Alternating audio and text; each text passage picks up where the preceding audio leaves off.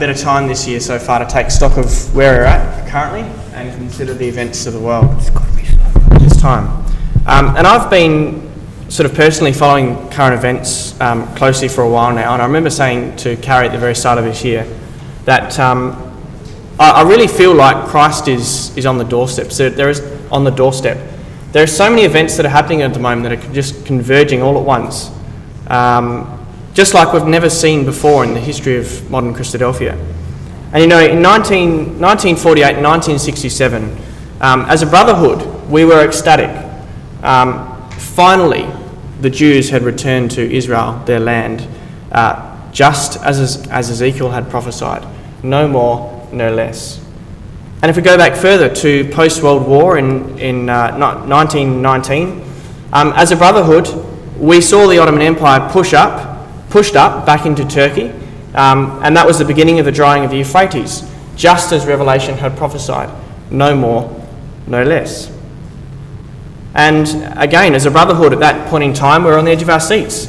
Obviously, most of us weren't there, but you only need to read the Christadelphian literature that was out at that time just to get a palpable sense of just what it was like.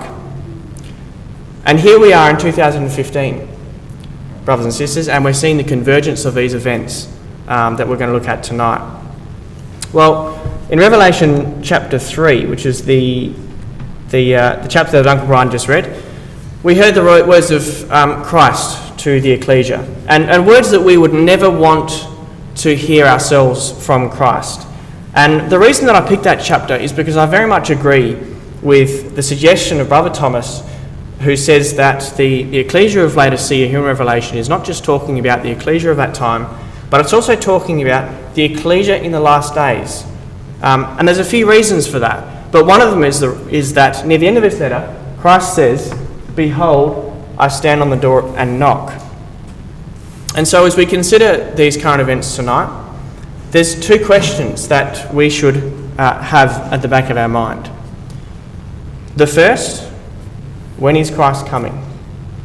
And the second and most important, am I ready?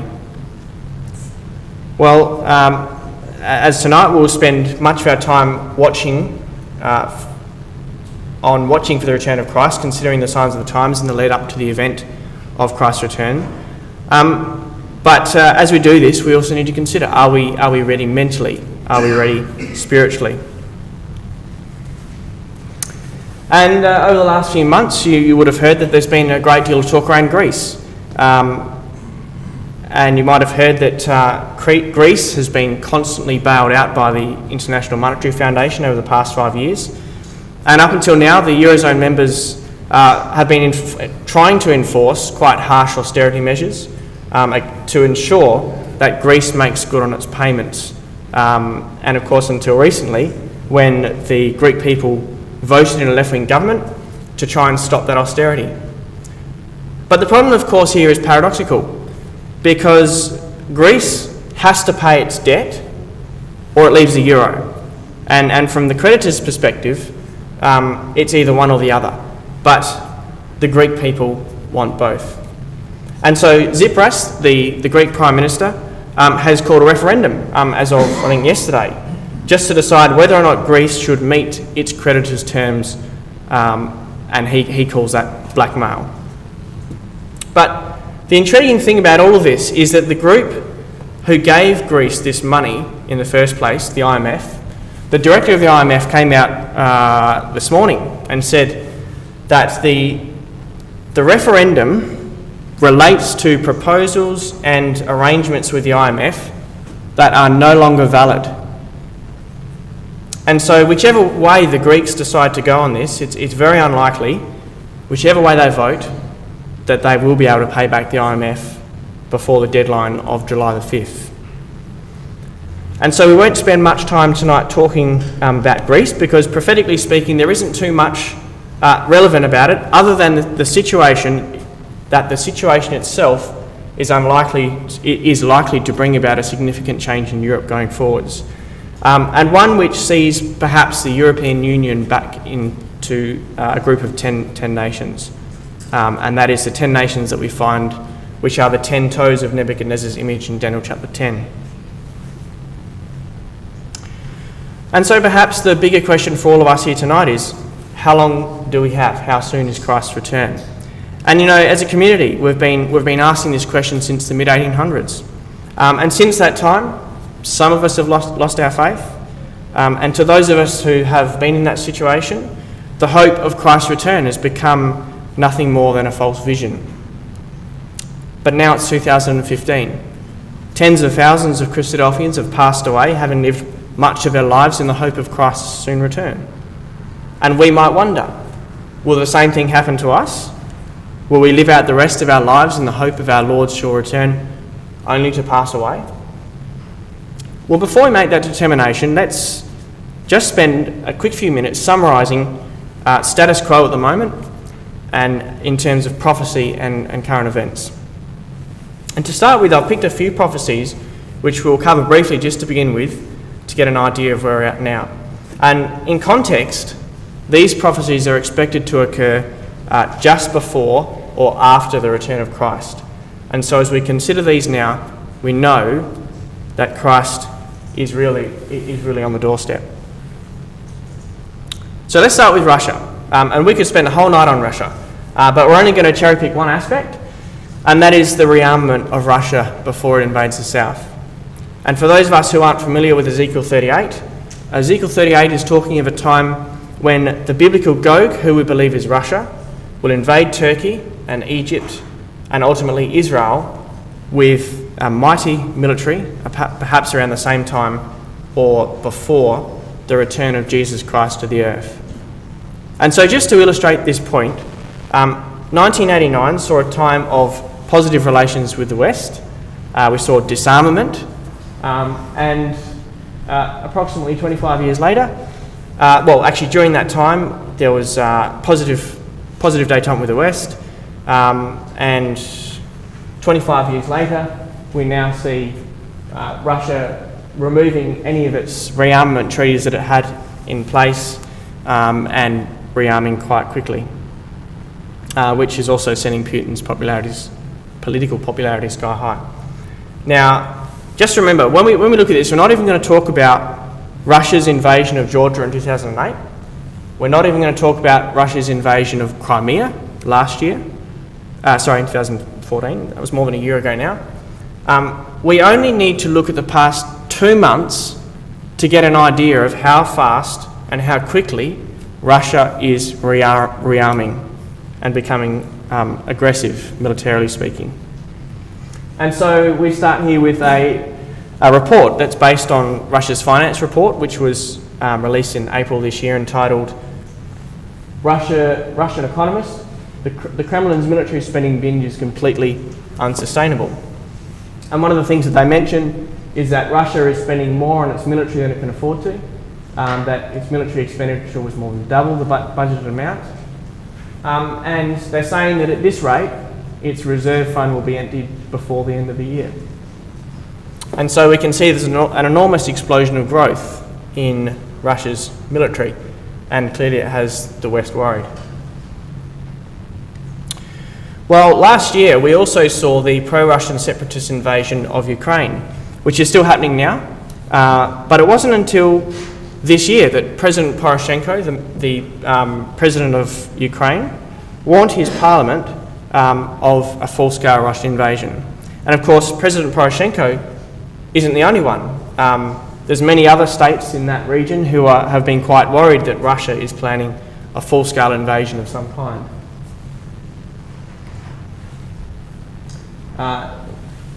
As we say, Ukraine's not the only one, there's Finland as well. So Finland, for example, which sits on the border of Russia, they put on notice very recently, a couple of months ago, nearly 1 million military reservists in that region for the first time in many years. It was reported a few weeks back that Russia's military is to have a 50% increase in intensive training over the course of this coming summer, which is their July to November. And the report says here that the timing coincides with Ukrainian reports that a full-scale invasion will happen in the summer. And so the Ukrainians firmly believe that this apparent increase in military training is actually just a cover for an actual invasion. And of course, we saw that when Russia invaded Crimea. They employed the same tactics before they invaded, except of course this time it isn't Crimea, it's potentially a chunk of Europe. In March this year, it was reported that Russia is considering building a fleet of enormous heavy transport aircraft which could enable it to mount what they called a global military response. And the specs show the incredible capability of this transport carrier. But just to read a part of the article, it says, in the future, a fleet of heavy transport aircraft will be reportedly capable of moving a strategic unit of 400 armada tanks with ammunition to anywhere in the world, and probably at hypersonic speed, enabling Russia to mount a global military response. And the article actually goes on to say, it's obvious that Russia is preparing for a full-scale military confrontation of transcontinental scale. And apparently a source who attended one of the meetings that was managing this said on condition of anonymity that he was shocked by the demands of the military. And so as we read through the invasion in Daniel 11 and Ezekiel 38, we are told that the invasion will be sudden and overpowering. Ezekiel 38 says it will be like a storm, and Daniel 11 says it'll be like a whirlwind. And that is what we would expect. That's the kind of military hardware we would expect to see from Russia. So just to quickly summarise on that, in 1989 we saw just at the end of the Cold War, we began to see a time of positive relations with the West start, and for the next 25 years they had a pretty good run with America and the West. And then finally, at the very beginning of this year, they've really started to ramp up their anti-Western rhetoric against NATO and the US and Europe. Well, let's move to a different part of Ezekiel 38, and that is in Israel. And in Ezekiel 38, it says of Israel that they will dwell in safety, all of them. Well, in 1967, some of us would remember Israel when it was facing extinction, when 5 much larger Arab nations converged on Israel to annihilate it. And in only what could have been through the hand of God, Israel was able to neutralise those armies. But it hasn't really been until 2015 that Israel has gained the perception of safety. Only a month ago, the chief of the Israeli Defence Force said that Israel's security situation has never been better. And whether, of course, you believe that this peace comes about through an agreement with the latter day Assyria, it's still intriguing to see this very recent perception of security and safety come upon the land of Israel. And so we see Israel in a state that is very close to what we would expect around the time of the invasion of Gog. Well, another prophecy that we have is the prophecy of Egypt, and this is not in Ezekiel 38, this is taken from Isaiah 19. But going back to 2011, some of us might remember the political unsettling that we had in Egypt. And that started with Prime Minister Mubarak's resignation. And from that point on, there was utter chaos in the streets. After Mubarak, Mohammed Morsi from the Muslim Brotherhood was elected as Prime Minister. And just a year later, mass riots broke out in the streets. And eventually Mohammed Morsi was ousted by the military leader El-Sisi, who generously made himself Prime Minister. And if you just turn with me to Isaiah chapter 19, we'll have a look at this in a bit more detail.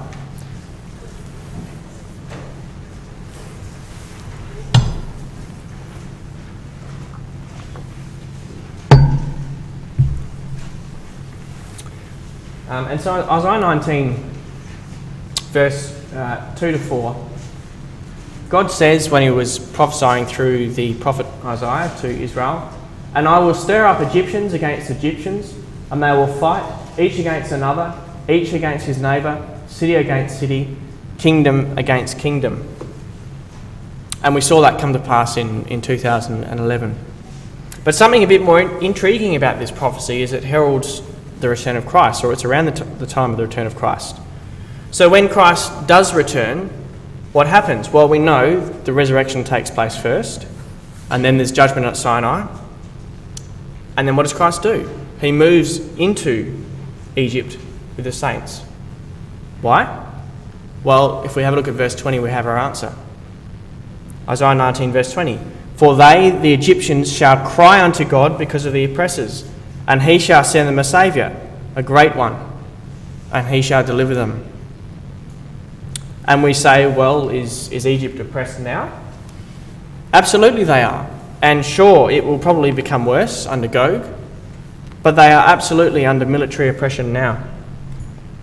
Ever since the military took over power, the cases of human rights abuses by the military on the streets has been utterly horrifying. If you are a young woman and you care for your purity, which, by the way, is a big deal in Egypt, you will most likely be divorced or shunned if you have been abused as a woman. You avoid the military at all costs. And it has been proven by human rights organisations that this kind of perverse abuse is rampant on the streets of Egypt. And the victims are not just women, but they're also men at the hand of the military.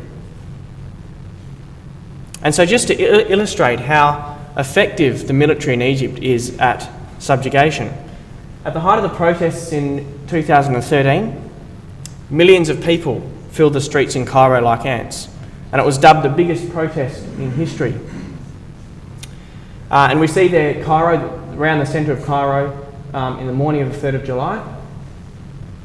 On the evening of the 3rd of July, you can see it was a very, very different picture. The centre of Cairo, well, in fact, much of Cairo was a mess of blackened, burning, twisted metal bodies and belongings. Why? The military had come through to stop it. And just a couple of months later, the military cleared more riots, and in the process they massacred over 800 civilians. And so, brothers and sisters, we can conclude that there is currently an oppressor in Egypt now, just as Isaiah 19 said it would be. It's the military.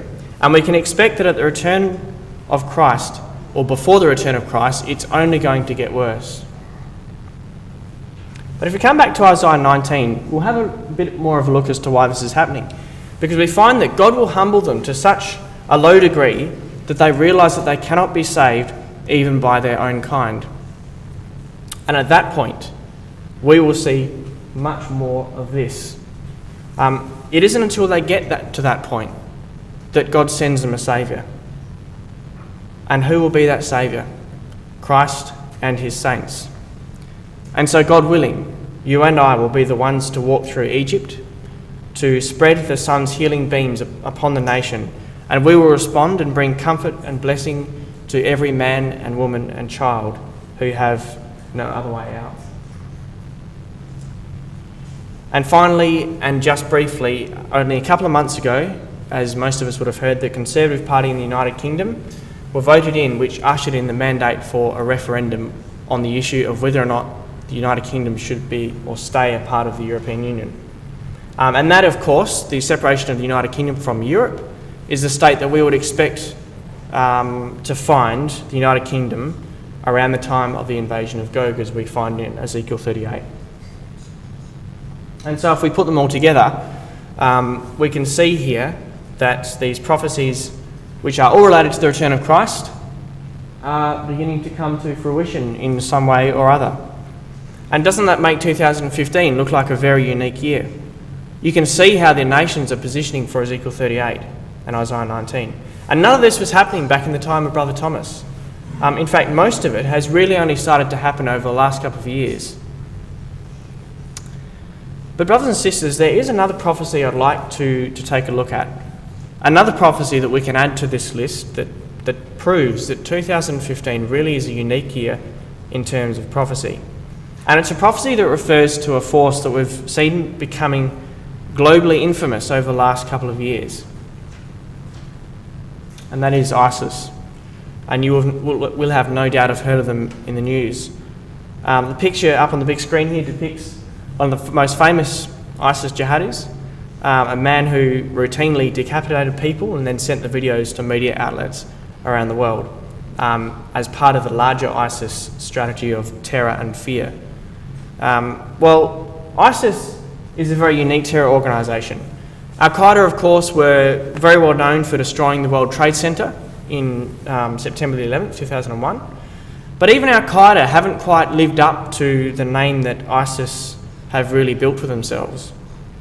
And one of the first things that makes ISIS unique is that they've captured and continue to control large amounts of Syrian and Iraqi territory, all centering around the Euphrates. Al-Qaeda never did that. In fact, ISIS now controls half of Egypt and a large part of Iraq, which we'll have a closer look at in a minute. And one of the things that makes them so feared in the Middle East is the way that they treat those whom they subjugate.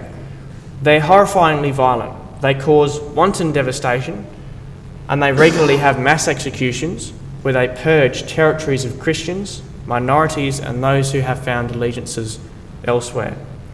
They're arguably worse than the Nazi SS. They routinely pillage, rape, and abuse on an epidemic scale. And in fact, just to scratch the surface of their depravity, last year their leadership released a document saying that ISIS are legally entitled to have their own children slaves. And it was recently reported that this systematic pedophilia is accepted under ISIS law and continues to happen on an enormous scale. Well, not only that, but the violence is barbaric. It was reported only Tuesday this week that 2 children were publicly crucified on the streets because they were caught eating on Ramadan, which is a Muslim month of fasting. And you think, how bad can it get? Well, as all of this happens within their own borders, over 60 nations are directly or indirectly waging war against ISIS, including, of course, the most powerful. According to what the United States are saying, they've so far apparently dropped around 16,000 bombs and missiles on ISIS alone. That is the US alone who have done that. But they continue to grow in number. Well, for the towns that aren't captured or controlled, they are utterly destroyed. And this is a picture of a town called Kobani, which was at the very top of Syria. And you might have heard of this town. Actually, it came up in the news this week. It's been utterly destroyed. Now, some of that is actually Allied air bombing, I think. I'm pretty sure, because I'm not sure how you could possibly do that with land forces. But anyway, so we get a sense of how advanced ISIS is. Just some quick facts. They actually control territory which is occupied by over 10 million people. We've already said that there's 60 nations directly or indirectly waging war against ISIS. ISIS makes millions of dollars a week from its captured oil fields, and it's capable of producing 500,000 barrels of oil a day. They have their own treasury department, and they have their own currency. And so they're very advanced for a terror organisation.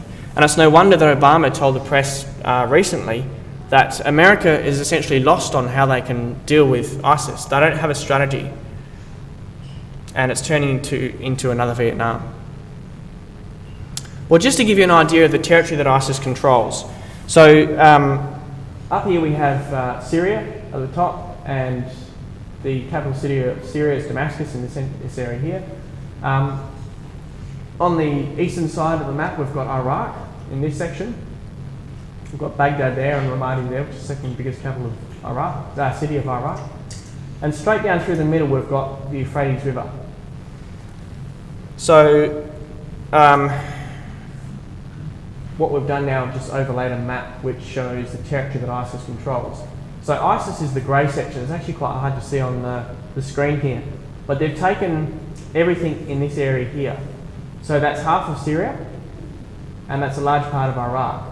But interestingly, it all centres around the Euphrates, and they're increasingly taking control of this area too. They also have taken the second biggest capital city in Iraq. And so I've got an infographic here which was created by the New York Times, very interesting map. And what I'll do is we'll do this now. What it will do is show satellite imagery as we go down the Euphrates, just to get an idea of what it looks like and what the towns are that are there.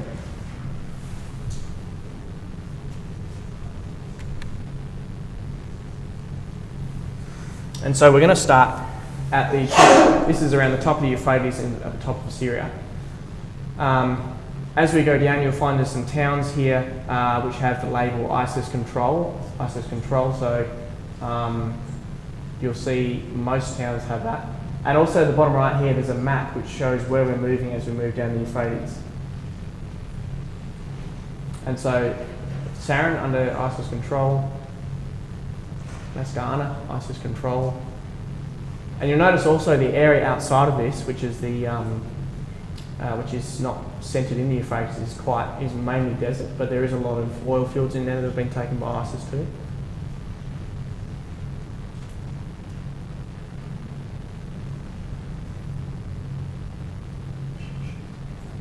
And so we're just coming down to the bottom of Syria and the border of Syria and Iraq.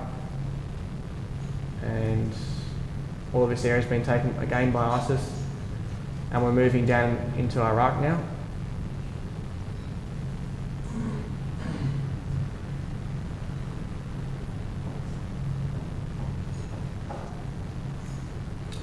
And leave a dam. They've been occasionally drying up areas of the Euphrates to try and get better access to government forces on the other side of the river.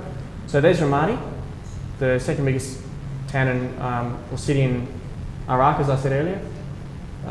Government forces have been trying really hard to get that back, but they haven't been able to. Fallujah, which is the closest city next to Baghdad, ISIS have taken that as well.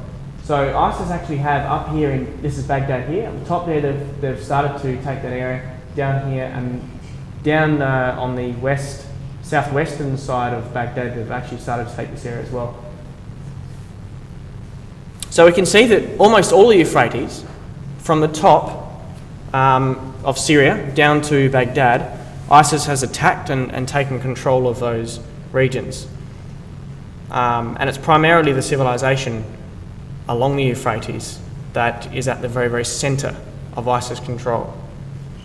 So we can see quite clearly that the Euphrates here has been taken by ISIS from Syria and Iraq. And if you just turn back with me to Revelation chapter 16, because Revelation chapter 16 gives us some ideas as to why this is happening. And so in Revelation chapter 16 we have the outpouring of the vials of wrath or judgment, which events which have occurred largely in modern history from the time of the French Revolution. And as we might know, the fifth vial occurred around the time of Napoleon. And in verse 12 we have the sixth angel and the sixth vial, which is contemporary with our time. And if we read Revelation 16 verse 12, it says, "And the sixth angel poured out his vial upon the great river Euphrates, and the water thereof was dried up, that the way of the kings of the east might be prepared." Well, now what is this drying up? Well, it's a political drying up, as our brother Thomas showed us in Eureka. It's a political drying up which started with the pushing back of the Ottoman Empire. So at its greatest strength, the Ottoman Turkish Empire had part of Europe, part of the top of north of Africa, and particularly near the end of its control, it mainly had this section here, which is the Euphrates and Turkey, I think. But eventually 1919 saw them pushed back up into Turkey, which is where they now reside. And those areas there were given to control of states. Now, Brother Thomas prognosticated that in Eureka, that the Turkish Empire would be dried up in the sense that it would lose its power in that region. He didn't actually go as far as to say that the Turks would be removed completely from the Euphrates itself, but it was certainly close enough. But to really understand the purpose behind this drying up, we need to read the rest of the verse.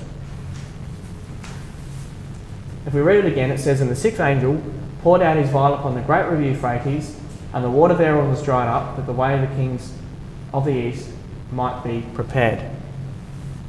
And so who are the kings of the east? Well, they are the saints. And there's a number of reasons why we think that. We can't go through all of them now due to time. But I encourage you to read through the section in Eureka, Volume 5, on that topic if you haven't already. The most unique thing here is that the saints are referred to as kings. Kings of the east, or kings of the sun's rising, as Brother Thomas points out. But why kings? Because our role, the role of the saints, or the role of the kings here, will be a judicial role. And so, as we go back over the history of the land of the Euphrates, we can see the political drying up in preparation for the kings. Now, over 2,000 years ago, that area around the Euphrates and the Tigris was known as Syria, up in that section there. But just under 100 years ago, we saw this earlier, was under the control of the Ottoman Empire prior to 1919. And so what has happened since the reduction of the Ottoman Empire?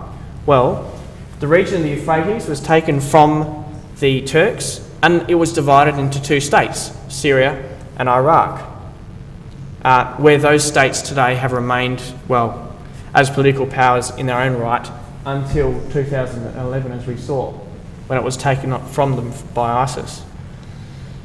Well, what happened in 2011? So we've seen the two states. Well, in 2011, roughly in that time frame, we saw ISIS take control of the Euphrates from those nations. Now, of that whole timeline, where do you think the judicial intervention of the saints might be required the most? I would suggest here, where we have ISIS. And so you're beginning to see a pattern here, because didn't we just see a similar thing happen in Egypt? If you turn back with me to Isaiah chapter 19.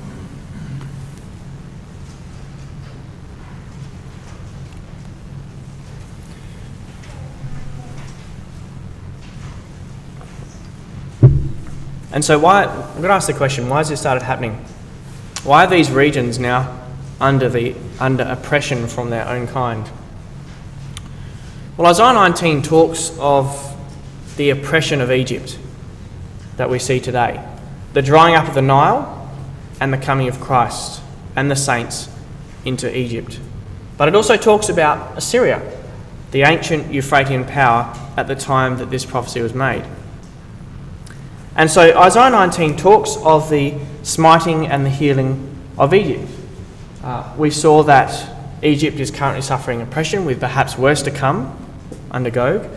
And that is spoken of in Isaiah alongside the drying up of the Nile.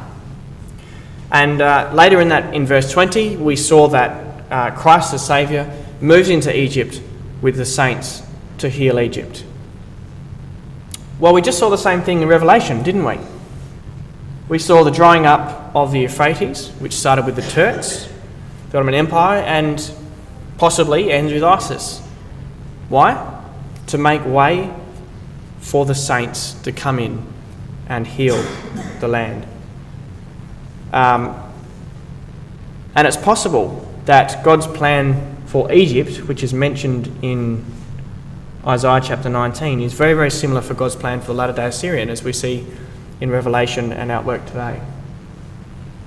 And of course, Isaiah 19 ends up talking about blessings to both the Egyptian and the Assyrian after they have been healed.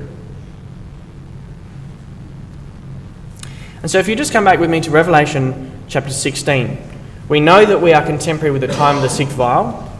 We can see the Euphrates drying up in preparation for the coming of the saints. Well, brothers and sisters, just before the seventh vial is poured out, in verse 17, Christ does something which he doesn't do for any of the previous vials. He speaks to the generation that is contemporary with the sixth vial. And he says in verse 15, "Behold, I'm coming as a thief. Blessed is he who watches and keeps his garment, lest he walk naked and they see his shame." And so, brothers and sisters, the Euphrates is at the final stages of its political drying up. It's in a state of oppression that is probably worse than Egypt at this point, and it will also only deteriorate worse as the nations are preparing for the return of Christ. And so as we read this letter from Christ, we know that Christ is alive now and that he is in our midst, and that 2,000 years ago he wrote this this and told us that this would happen as a sign of his coming. Blessed is he who watches. And so there we have it. There's only a handful of latter-day prophecies that are in the making that each eventually bring us in their own right to Christ or the invasion of Gog. So we looked at Russia just briefly. End of the Cold War in 1989, they had a positive relationship with the West until 2015. Israel, not really until 2015 that it's gained this false sense of security, perhaps. And of course in Egypt we saw the starting of the revolutions around 2011, and again perhaps around 2013, 2014, that was subjugated by the military, who now have control over Egypt. And of course United Kingdom, we've just seen the referendum come up, which is planned for 2016-2017, possibly separating the United Kingdom from the European Union, as we would expect. And then of course we've got the drying of the Euphrates, which is quite similar to Egypt, where we see ISIS starting to control much of the Euphrates. For what purpose? Well, as we discussed, in preparation for the coming of the kings. Well, what more do we need, brothers and sisters? None of this happened in the time of Brother Thomas. And it wasn't until 5 years ago, at least, that most of these prophecies started to take place. In fact, most of the updates on this really came through in the last couple of months. Well, before we move on, there is another sign of Christ's coming. And this time, it isn't so much an Old Testament prophecy, which is what we've been seeing up till now, but it's more a warning from Christ of a time when general prosperity will cease to exist straight after his return. And what we're going to do now is we're just going to spend a couple of minutes looking through the articles which have been published over the last 2 months by leading journalist sources. And none of this information which I'm about to show you is taken from apocalyptic conspiracy sites. It has all been taken from the biggest and trusted names in journalism or economics, so we would expect that hopefully their information is real and verifiable. And all of them are saying one thing. They're saying that we are on the precipice of an unprecedented global financial catastrophe. And so the first article that we have here is a piece by The Economist. And what they say at the very start of this article is that when the financial crisis happened in 2008, the banks had an enormous amount of money which they could use as stimulus for the economy. And so when it came, they stimulated their economies, but of course that ran into their bank balance. So much of them were left in quite a bit of debt since that time. But of course, since 2008, after having stimulated their economies, they don't have that kind of surplus in their budgets. They're very much in debt now. So if the same thing does happen, where are the banks going to be then? And they're saying that should recession strike again, as inevitably it will, rich countries in particular will be ill-equipped to fend it off. And they've got a picture there of a knight which represents the Western world, thinking that it's slain the financial crisis, when in actual fact it's walking into the mouth of a much, much bigger dragon.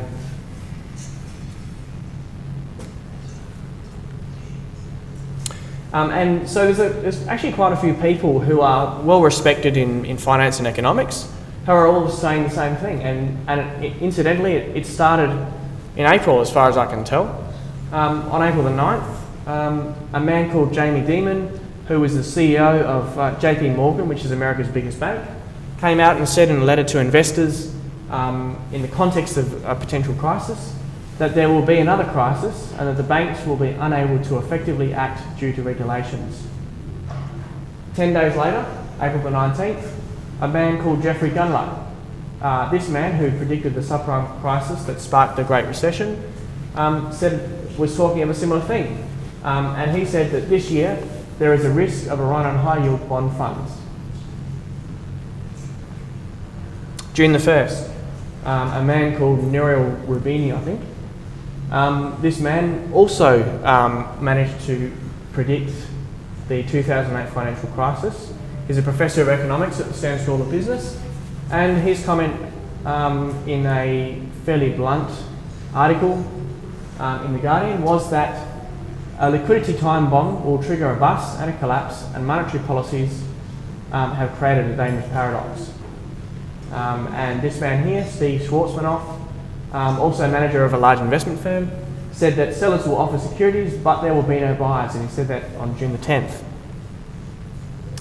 Well, only 8 or so days ago, or less days ago, Ron Paul, former US congressman, came out and said there's going to be a day of reckoning, and he says it's going to happen very soon. I don't think it's just going to be a correction. I think what will happen is that the efforts made in 2008, 2009 to correct all these mistakes will resume themselves. They will lose confidence, that is the market, and that is when you will see the very, very big crash. And only on Friday, 2 days ago, a man called Raghuram Rajan, which is India's Reserve Bank governor, also said that a crisis is about to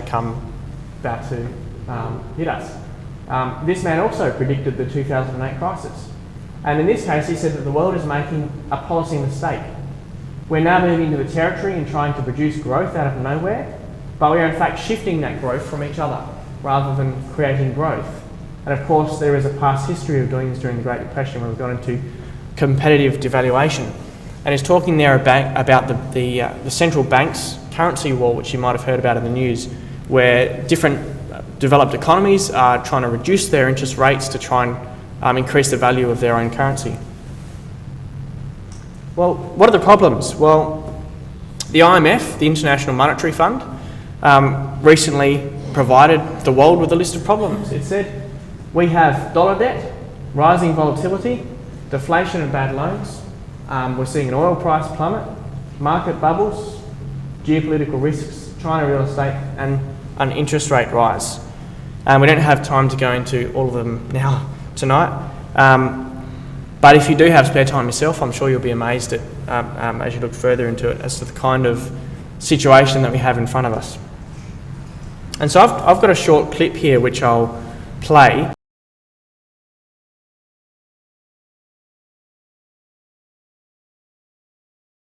We're in this critical state, getting close to the supercritical state where the system implodes.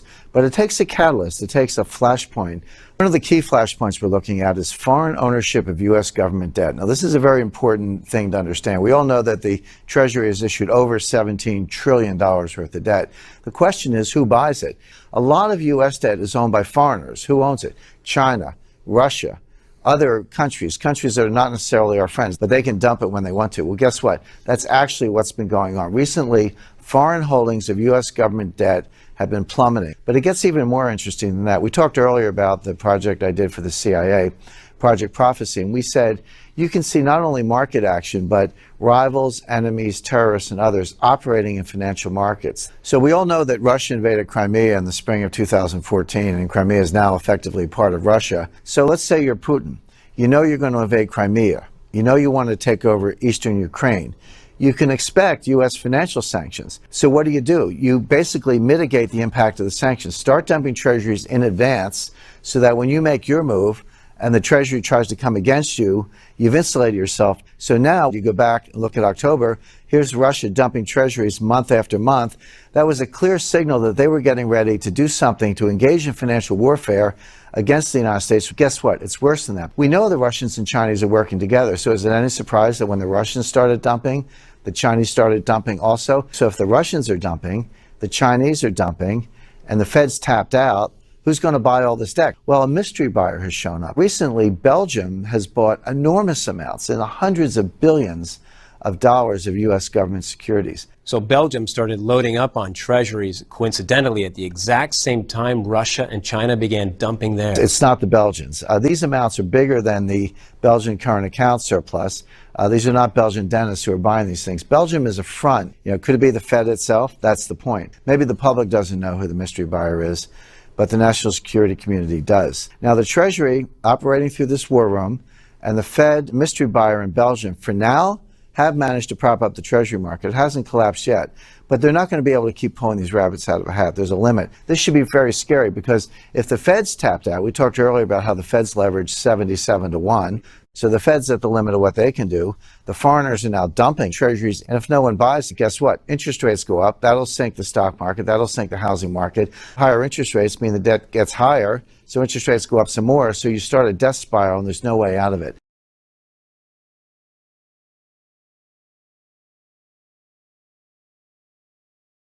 But we're now engaged in financial warfare. Russia's ready to fight back. And this is not, classified information. This is being said publicly. Andrei Kostin, president and chairman of Russian Vnestorg Bank, VTB Bank, it's one of the largest banks in Russia. He recently said, it's time to change the entire international financial system that considers the dollar the key reserve currency. The world has changed. There's another member of the Russian parliament. He said, the dollar is evil. We will sell rubles to consumers of our oil and gas, and later we'll exchange the rubles for gold. If they don't like this, let them not do it. Let them freeze to death.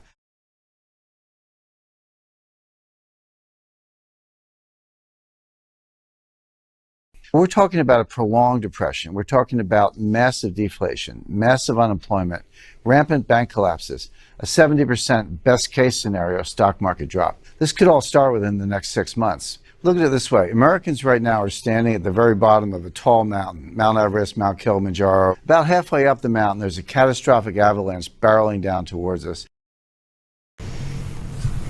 And so Rick Hartz has identified a range of issues which sound very similar to what the International Monetary Foundation identified, and he goes through them in a bit more detail in the rest of that video.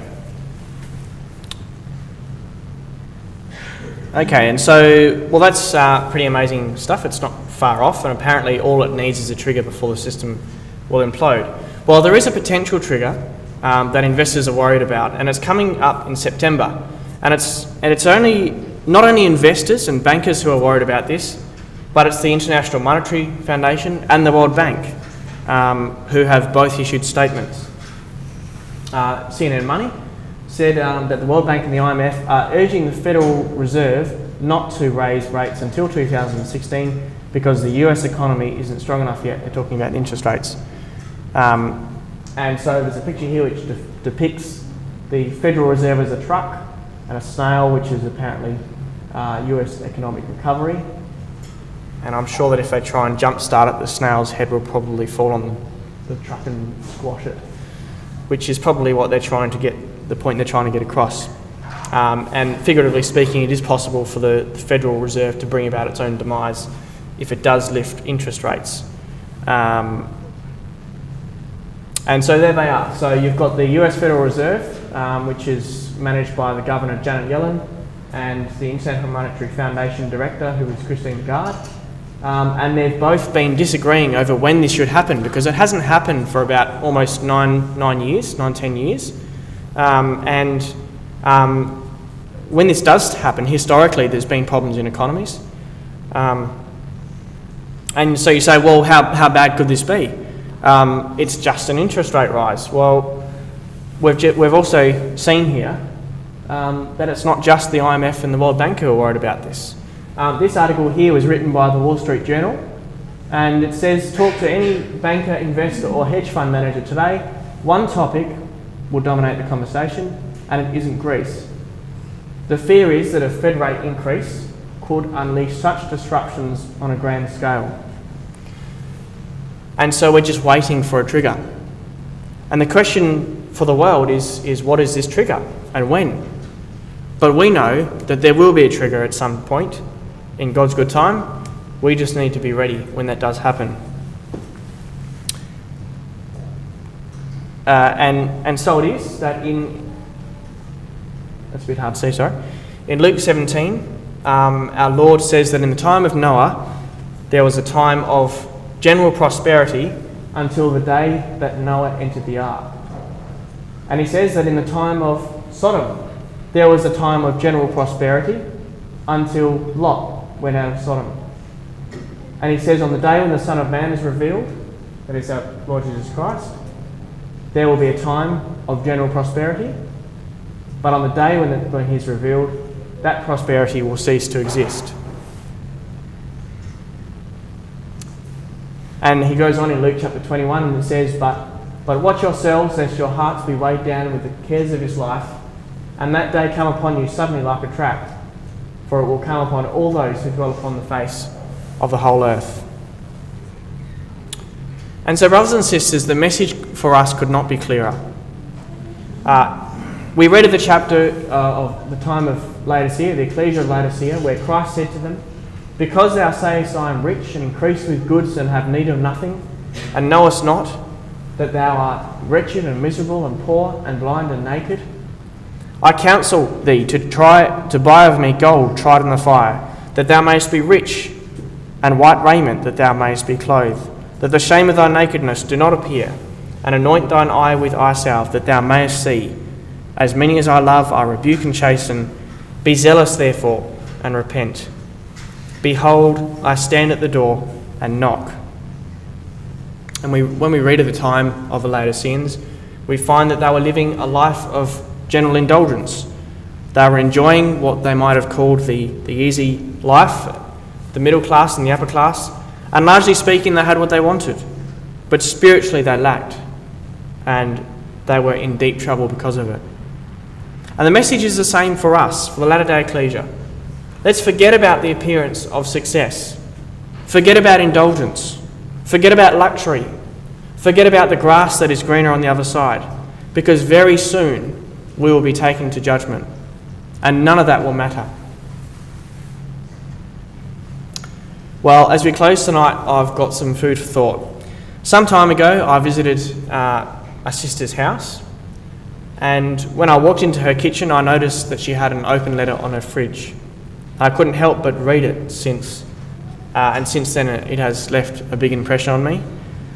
The letter you'll see here isn't the same as the one that she's written, but it is very similar. And so after we've closed in prayer, I'll open this letter up as a form of meditation. You don't have to read it, but if you do want to, I'll leave it up on the screen there, and you're welcome to read it. And if you like it, I encourage you all to follow the example of that sister and write your own letter.